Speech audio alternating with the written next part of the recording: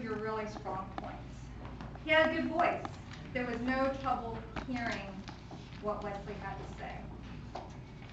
And my favorite type of humor is self-deprecating humor. It's just so easy. We're such an easy target, aren't we?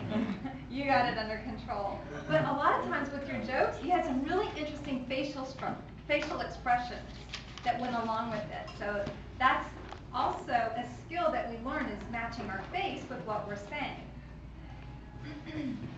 So that was a good part to your speech. And you tried. Here's one section where he tried. He tried to have structure to your speech. There's an opening. We can talk about that later. There was an opening, and we told us you were going to have 3 points. Remember, determination, self-improvement, and the yin and yang. You got a little carried away.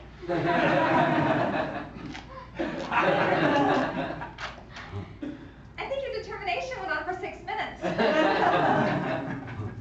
Therefore, we felt cheated. We want to hear about the self-improvement and the yin and yang. I understand when you're giving your first speech, and not even just the first speech, a lot of speeches, the tendency is to quickly go through just to get it out there because you prepared it and that's how it's going to happen. But maybe next time just stop. And then a cliffhanger might have been a good idea to have for your second speech, and then just continue your journey. I actually heard 2 speeches last week that gave a cliffhanger. And I was like, that's a really neat little trick. And I'm always running over time. I'm going to do that from now on, and I want to share that wisdom with you. Now, how can you safeguard yourself against going over time? I have a question for you. Did you practice your speech out loud? Practice in here.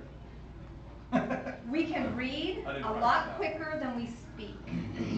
The trick is to practice out loud with your stopwatch, a phone, whatever device you have, into the mirror so you can see yourself and just pretend that that's your audience.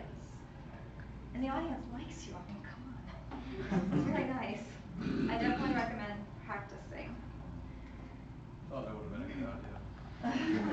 Just but practicing out loud. We can read our speeches and we practice in our heads. When you practice out loud, even if you're just speaking out loud, it makes a difference because it slows you down, and that gives you a better gauge of time.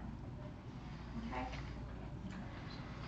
I know you had a wonderful ending in there, but you were rushed. Therefore, I look forward to part 2. Thank you, Wesley.